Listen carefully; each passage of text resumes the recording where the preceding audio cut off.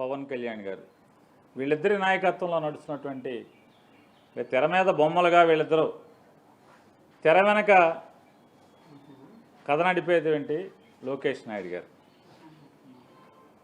వీర ముగ్గురు తెర మీద కీలు బొమ్మలుగా వీళ్ళిద్దరూ తెర వెనక ఆడిచ్చేటువంటి ఆటగాడుగా లోకేష్ నాయుడు.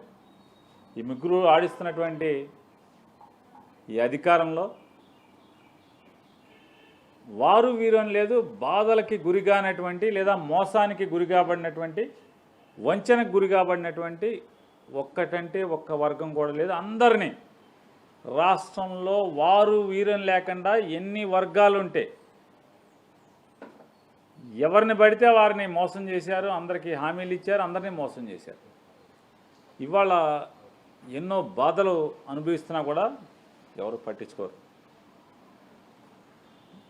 ఆ వర్గాల్లో ఒక వర్గమైనటువంటి ఆంధ్రప్రదేశ్ రాష్ట్రంలోని హోంగార్డుల వ్యవస్థ సుమారుగా 15-16 వేల మంది ఈ రాష్ట్రంలో హోంగార్డులుగా పనిచేస్తున్నారు. ఈ హోంగార్డులు ఎవరయ్యా అంటే నేను చెప్పిన మాట మళ్ళీ చివరికి కూడా మీరు కూడా సరే అంటారు, నిజమే నాని చెప్పేది అంటారు.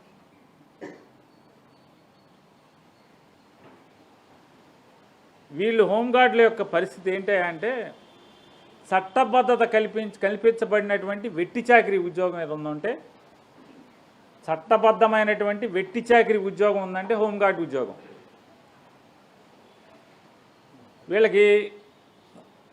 ఉద్యోగం ఏంటి అంటే పరిస్థితి, ఆ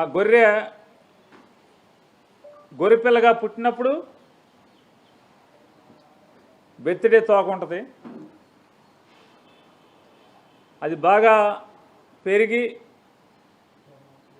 వయసుకు వచ్చిన తర్వాత కూడా తోక బెత్తిడే ఉంటుంది. ఆ గొర్రె తోక బెత్తిడి అన్న సామెతగా హోంగార్డుల యొక్క జీవితాలు కూడా అట్లాగే ఉన్నాయి. రోజుకి 710 రూపాయలు దినసరి వేతనంతో హోంగార్డులు పనిచేస్తున్నారు. రోజుకి 710 రూపాయలు మాత్రమే. అంటే 30 రోజులు నెల ఉంటే కనుక 21,300 రూపాయలు వాళ్ళ జీతం. అదే 31 రోజులు నెల ఉంటే కనుక 22,010 రూపాయలు. 22,010 రూపాయలు 31 రోజులు నెల ఉంటాయి.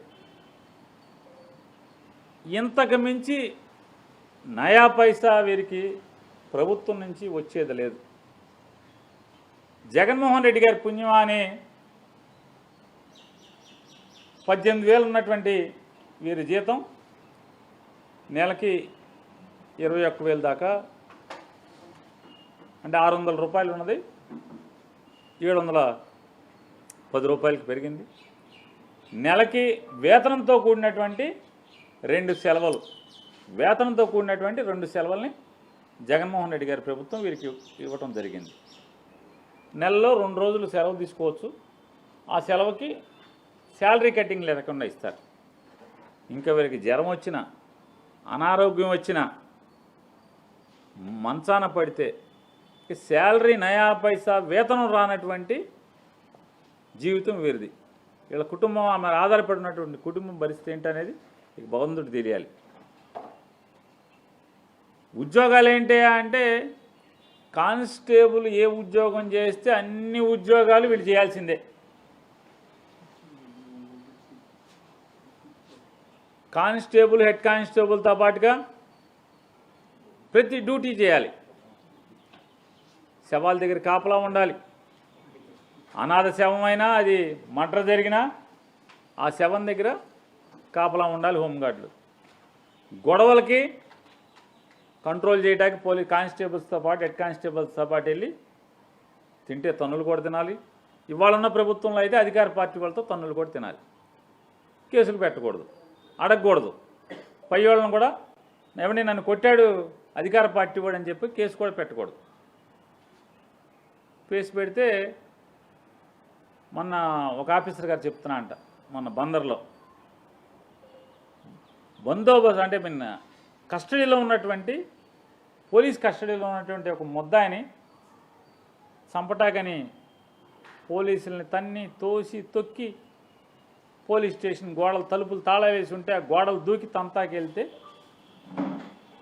కొంచెం బాగా ఆవేశపరులైనటువంటి కాకి వాసన పోనటువంటి నిజాయితీగా ఉన్నటువంటి కానిస్టేబుల్స్ ఎస్ఐలు కొంతమంది కుత్తలాడిపోతా ఏంటి ఇదంతా రౌడీలు ఈ రౌడీలు ఈ రకంగా స్టేషన్ మీదకి దాడి చేయడం ఏంటి అని చెప్పి తిరగబడుతుంటే వెంటనే బాగా అనుభవం సంపాదించినటువంటి ఒక సర్కిల్ ఇన్స్పెక్టర్ గారు చెప్తున్నాడు, ఏయ్ ఎంపీ మినిస్టర్ గారు ఇద్దరు కూడా నిన్ను అడవిలోకి వేస్తారు, జాగ్రత్త, ఎందుకు మనకి చూస్తూ ఉండమన్నారు, చూస్తూ ఉండటమే అని చెప్పే స్థితిలో వీళ్ళు అంటే ఆత్మాభిమానాన్ని కూడా చంపుకుని ఉద్యోగం చేయాల్సినటువంటి పరిస్థితులు.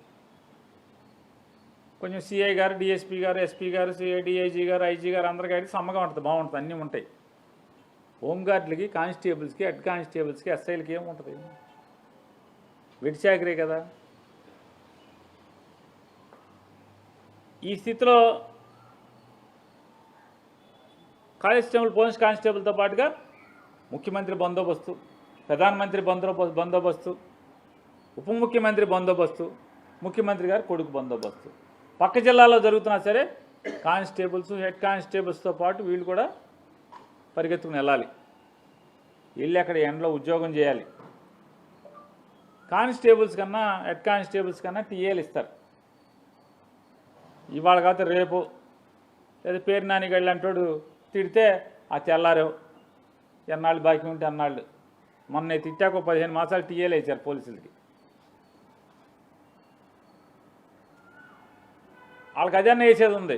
హోంగార్డులకి టీఏ కూడా లేదు. ఎస్పీ గారు దయదలిచి, లేకపోతే ఏఆర్డిఎస్పీ గారు దయదలిచి, ఆర్ఐ గారు దయదలిచి బస్సు పెడితే, లారీ పెడితే దాంట్లో ఎక్కి వెళ్ళాలి. లేకపోతే అప్పో సప్పో చేసుకుని ఇతనే సొంత ఛార్జీలు పెట్టుకుని హోంగార్డ్ వెళ్ళాలి. జిల్లాలు దాటి ఎక్కడికి బందోబస్తు వేస్తే అక్కడికి. మరి ఏం చేయాలి? ఇంత వెట్టి చాకరీ చేస్తా నైట్ బీట్లు చేయాలి, తెల్లవారులు తిరగాలి. పలాందు ఎగ్జామ్షన్ లేదు. కోర్టు సాక్ష్యాలకు కూడా వెళ్ళాలి, కోర్టుకెళ్ళి సాక్ష్యాలు కూడా చెప్తాకి వెళ్ళాలి. ఇన్ని బాధలు పడుతున్న ఇంత వెట్టి చాకరీ చేస్తున్నటువంటి వీరి పరిస్థితి ఏంటయ్యా అంటే, పోలీస్ కానిస్టేబుల్స్, హెడ్ కానిస్టేబుల్స్తో పాటుగా వీళ్ళకి ఆరోగ్య భద్రత లేదు, వీళ్ళ కుటుంబాలకు ఆరోగ్య భద్రత లేదు. వీడికి హాస్పిటల్ సుస్థి వస్తే అవుటికి అప్పులు పాలవటమా, ఆత్మహత్య చేసుకోవటమా, ఏదో ఒకటి చేయడం, ఇంతే తల తాకట్టు పెట్టుకోవటం. భద్రత లేదు. ఇంట్లో భార్యా పిల్లలకో, తల్లికో, తండ్రికో, తన మీద ఆధారపడిన వాళ్ళకి ఆరోగ్యం చెడిపోతే ఆరోగ్య భద్రత లేదు, ఆరోగ్య భద్రత లేదు. డ్యూటీ చేస్తా చచ్చిపోతే ఇన్సూరెన్స్ లేదు. చివరికి ఏంటా అంటే తోటి హోంగార్డులు అందరూ కలిసి, అది కూడా ఆ యూనిట్లో, అంటే ఆ జిల్లా ఒక యూనిట్, ఆ జిల్లాలో ఉన్నటువంటి ఎంతమంది ఉంటే అంతమంది ఒక రోజు వేతనం రోజు 710 రూపాయలు. ఉన్నటువంటి 300 మంది ఉంటే 300-700 రూపాయలు, 400 మంది ఉంటే 400-700 రూపాయలు. అదే ఫైనల్ సెటిల్మెంట్ చావుకి. అన్నాళ్ళు సేవ చేసినటువంటి హోంగార్డ్కి, కానిస్టేబుల్స్ పోటీగా సేవ చేసిన హోంగార్డ్కి ఏంటయ్యా అంటే చివరికి తోటి హోంగార్డుల యొక్క దయాదాక్షిణ్యాలతో వచ్చినటువంటి వాళ్ళ ఒకరోజు వేతనం, ఆ యూనిట్లో ఉన్నటువంటి అందరి ఒకరోజు వేతనం పోలీస్ వెల్ఫేర్ నుంచి ఎస్పీ గారు డ్రా చేసి ఇవ్వడు, లేదా డీజీపీ గారు పోలీస్ వెల్ఫేర్ నుంచి ఇవ్వడు. హోమ్ మినిస్టర్ గారు ఉంటారు కాపలా గాయించుకుంటా.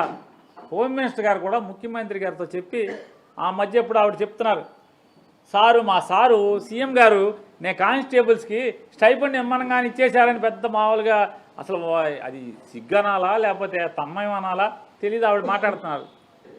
మరి హోంగార్డుల గురించి మీరు చాకరీ చేయించుకుంటున్నారు కదా, చచ్చిపోతే గవర్నమెంట్ నుంచి డబ్బులు ఏమి ఎవరు ఎందుకని అంటేనండి, ఆ పిల్లలు బజార్ని పడే పరిస్థితే కదా. దయదలిచి మీరేమన్నా ఇంట్లో చదువుకున్న వాళ్ళు ఎవరైనా ఉంటే వయసు పరిమితి చేస్తే ఎప్పుడుకో 1 సంవత్సరానికో 6 నెలలకో 7 నెలలకో 2 ఏళ్లకో పై అధికారుల దయతో ఎప్పుడుకో హోంగార్డ్ ఇస్తామని చెప్తున్నారు.